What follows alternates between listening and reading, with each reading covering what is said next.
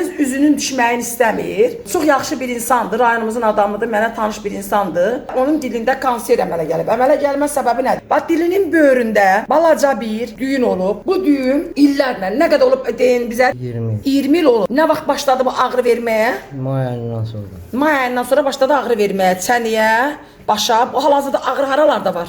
İndi saat heç yerdə. Heç yerdə yoxdur. Bax, bu dilin kanseridir. Amma onun hansı növ olduğunu biz biopsi götürəcəyik, bu dəqiqə müəyyən edəcəyik. Həmişə mən deyirəm, kanser çox möhkəm olur, bərkdir. Bu dilin bərkməyini sən hiss elədinmi? Əvvəldən bütöv daş kimi idi. Daş kimi oldu. Hansı ki o düyün olanda.